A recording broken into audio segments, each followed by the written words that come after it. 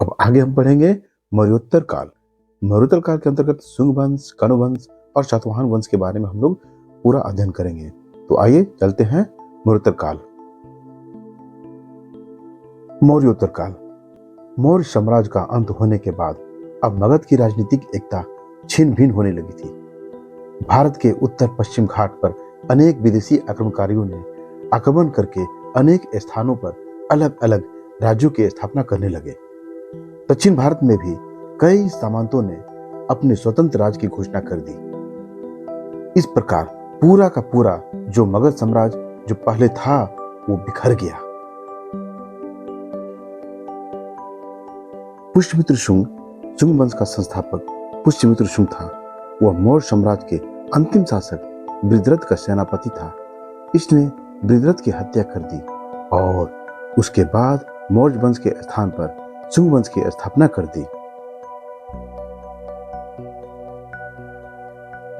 यह प्रथम ब्राह्मण राजवंश है जिसने मगध पर पहली बार प्रशासन किया।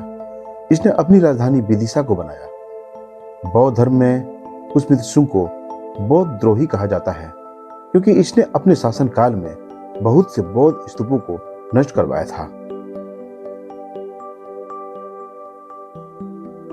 इतिहासकारों का मानना है कि पुष्यमित्र शुंग ने अपने जीवन के अंतिम दिनों में बौद्ध धर्म की महानता को समझा और उसने बाद में कई स्तूपों का पुनर्निर्माण भी करवाया, जिसमें से मध्य प्रदेश का भरूच स्तूप का पुनर्निर्माण भी पुष्यमित्र शुंग ने ही करवाया, जो कि पहले लकड़ी का बना हुआ था। इसने इसको पत्थर का बनवाया। चलिए आगे हम देखते हैं। पुष्यमित्र शुंग ने 2 अश्वमेध यज्ञ कराया जिसके पुरोहित पतंजलि थे। इसके समय बौद्ध पुस्तक जातक ग्रंथ की भी रचना हुई। पतंजलि ने महाभाष्य लिखा, पाणिनि ने अष्टाध्यायी लिखा और मनु ने मनुस्मृति लिखी। इसके समय 2 यवन आक्रमण हुए और दोनों ही यवन आक्रमण में पुष्यमित्र शुंग की विजय हुई। पहले आक्रमण का नेतृत्व डेमेट्रियस ने किया और दूसरे आक्रमण का नेतृत्व मिनांडर ने किया। मिनांडर ने बौद्ध भिक्षुक नागसेन से बौद्ध धर्म की शिक्षा ली और उसने बौद्ध धर्म अपना लिया। पुष्यमित्र शुंग ने कलिंग नरेश खारवेल से भी युद्ध किया, परंतु खारवेल ने इसे पराजित कर दिया। पुष्यमित्र की मृत्यु के बाद इसका पुत्र अग्निमित्र इसका उत्तराधिकारी बना। कालिदास की रचना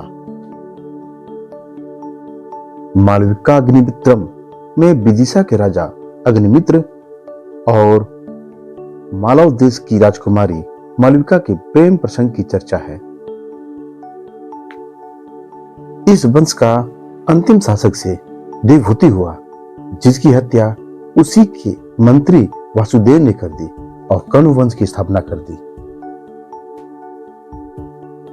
चलिए अब हम आगे देखते हैं कण्व वंश, जिसका संस्थापक वासुदेव। जिस प्रकार अंतिम मौर्य शासक बृहद्रथ की हत्या उनके मंत्री पुष्यमित्र शुंग ने की और शुंग वंश की स्थापना की थी, उसी प्रकार वासुदेव ने अंतिम शुंग शासक देवहूति की हत्या करके 75 ईसा पूर्व में कण्व वंश की स्थापना की।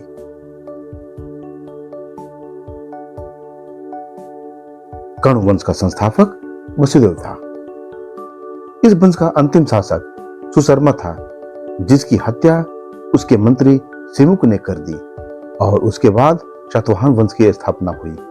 यानी हम देख रहे कि कण्व वंश बहुत लंबा समय तक नहीं चला, उसका शासनकाल बहुत छोटा था।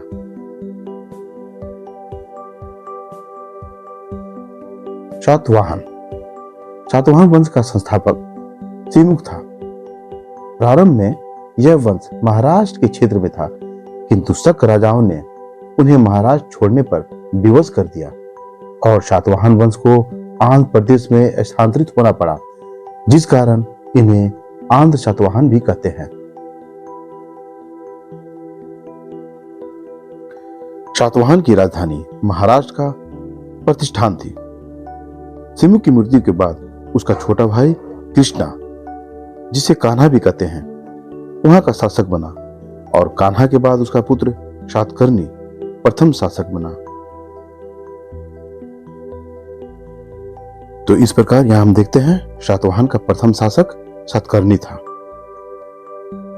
सातकर्णी प्रथम की पत्नी नागनिका का नानाघाट अभिलेख प्राप्त होता है। इसमें सातकर्णी प्रथम की उपलब्धियां बताई गई है। नानाघाट अभिलेख में ही सातकर्णी प्रथम को महान विजेता व महान शासक बताया गया है।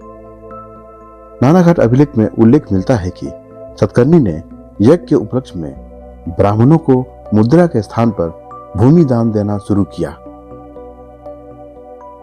और यह भूमि दान की प्रथम अभिलेख के प्रमाण है। सातवाहन वंश में हाल महानतम शासक था। वह एक बड़ा कवि तथा कवियों एवं विद्वानों का आश्रयदाता था। हाल ने गाथा सप्तशती नामक एक काव्य की रचना की थी। इसकी भाषा प्राकृत है। आगे हम देखते हैं गौतमीपुत्र सातकर्णी। सातवाहन वंश का अगला महत्वपूर्ण शासक गौतमीपुत्र सातकर्णी था। इसके समय नासिक के शक शासक नहपान ने इस पर आक्रमण कर दिया, किंतु गौतमीपुत्र सातकर्णी ने उसे पराजित कर दिया। नासिक से चांदी के लगभग 8000 सिक्के प्राप्त हुए हैं, जिनमें एक तरफ नहपान तथा दूसरी तरफ गौतमीपुत्र सातकर्णी का नाम है, जिससे पता चला कि गौतमीपुत्र सातकर्णी ने शक शासक नहपान को हराया था। यज्ञश्री सातकर्णी सातवाहन वंश का अंतिम महत्वपूर्ण राजा था। उसने शक शासकों के विजय क्षेत्र पर पुनः अधिकार कर लिया। यज्ञश्री सातकर्णी व्यापार एवं जल यात्रा का प्रेमी था। उसके सिक्कों पर जहाज के चित्र बने हुए हैं, जिससे उसकी जल यात्रा एवं व्यापार का पता चलता है। उसके सिक्के आंध्र प्रदेश, महाराष्ट्र, मध्य प्रदेश एवं गुजरात से प्राप्त हुए हैं। यज्ञश्री की मृत्यु के बाद सातवाहनों का साम्राज्य विभाजित हो गया, जिसका मुख्य कारण विद्रोह एवं केंद्रीय शासन की दुर्बलता थी। सातवाहनों ने जो भी सिक्के जारी किए थे वे इस प्रकार थे: चांदी के सिक्के, तांबा के सिक्के, पोटीन के सिक्के, पोटीन घटिया चांदी को कहते हैं, सीसा के सिक्के। ये सब सिक्के सातवाहनों के समय में चले थे। सातवाहन समाज मातृशतात्मक था। यहाँ नाम के पहले माता का नाम लिखा जाता था, किंतु राजा पुरुष ही होते थे। तो इस प्रकार मौर्योत्तर काल का संक्षिप्त इतिहास पूरा हुआ।